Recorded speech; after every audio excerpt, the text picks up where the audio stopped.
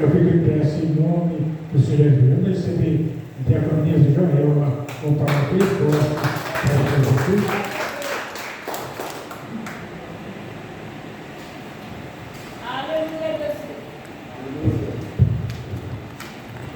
Cumprimento a todos os irmãos com a paz do Senhor, amém? Gostaria que os irmãos abrissem lá em Gênesis capítulo 12. Como o pastor disse, é a primeira vez que eu estou trazendo a palavra do Senhor. Se eu errar alguma coisa ou se é algo que não condiz, os irmãos me perdoam, porque eu estou aprendendo, amém?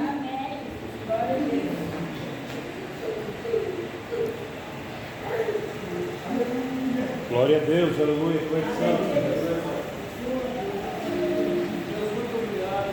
Gênesis capítulo 12, versículo 1. Então o Senhor disse a Abraão: sai da tua terra, do meio dos teus parentes, da casa de seu pai, e vá para a terra que eu lhe mostrarei. Farei de você um grande povo e o abençoarei. Tornarei famoso o seu nome, e você será uma bênção. Abençoarei os que te abençoarem, e amaldiçoarei os que te amaldiçoarem. E por meio de você, todos os povos da terra serão abençoados. Então partiu Abraão, como lhe ordenara o Senhor, e Ló foi com ele. Abraão tinha 75 anos quando saiu de Harã. Levou sua mulher Sarai, seu sobrinho Ló, todos os bens que haviam acumulado e os seus servos, comprados em Harã. Partiram para a terra de Canaã e lá chegaram.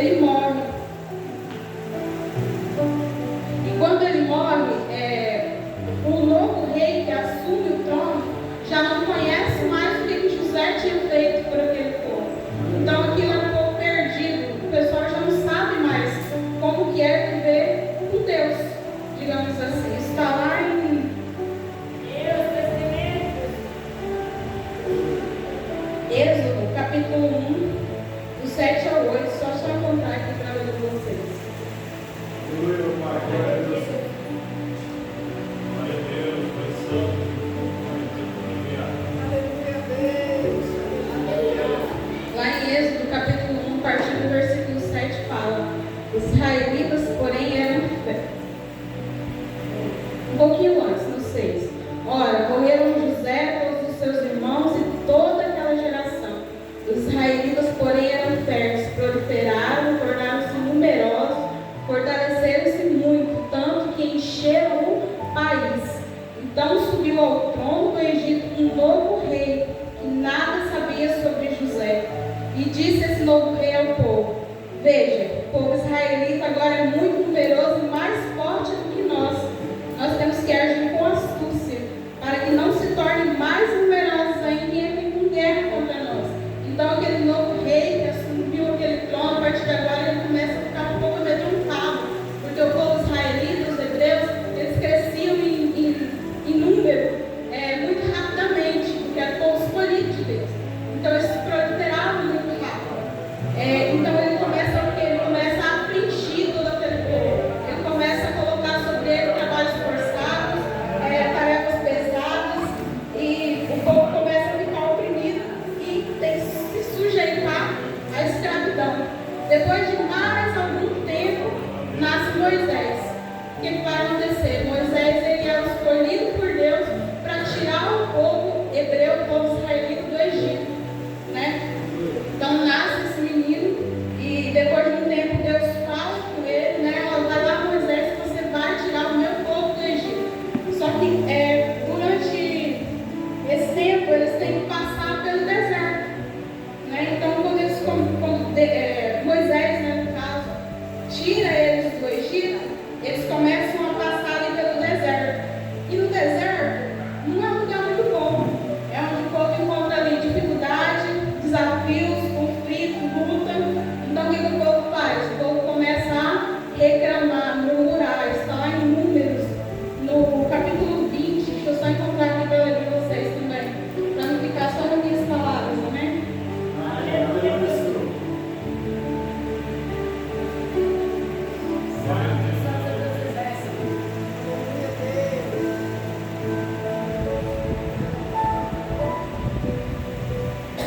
Números capítulo 20.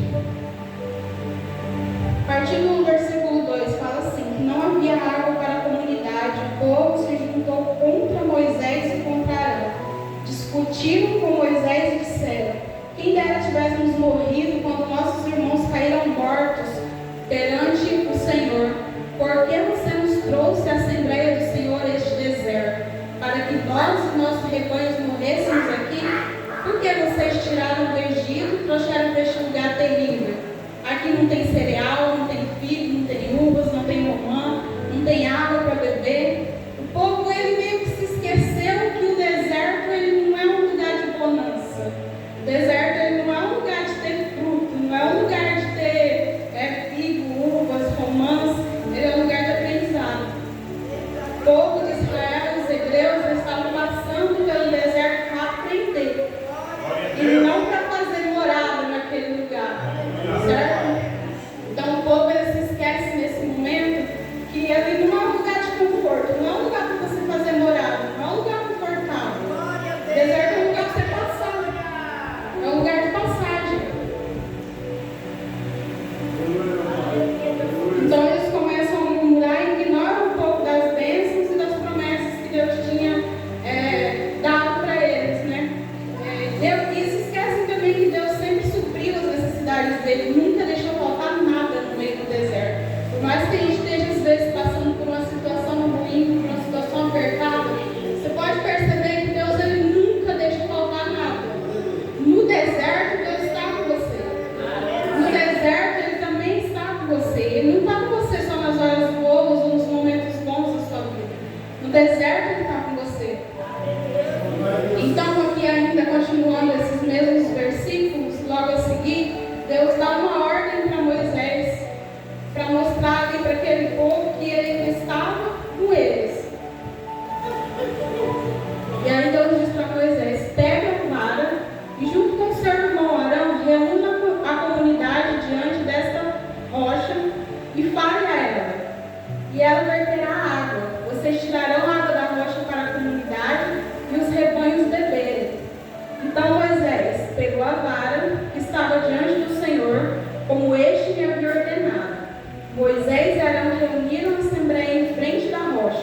Moisés disse: escutem, seus rebeldes, será que teremos que tirar água dessa rocha para dar para vocês?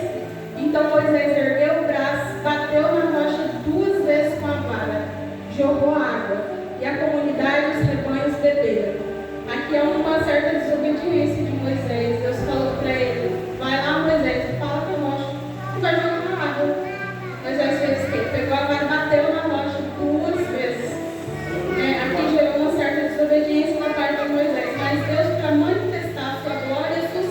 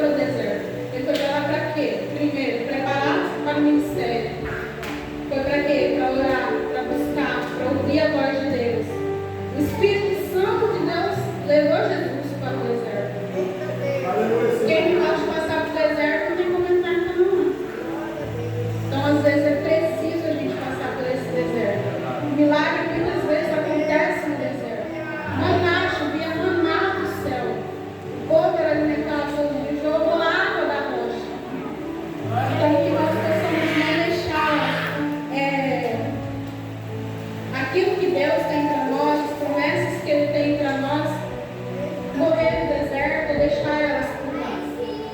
Queria ler uma passagem também que se encontra lá em João 14, e diz assim: não se turbe o vosso coração. Creio em Deus, creio também na casa de meu pai há muitos aposentos.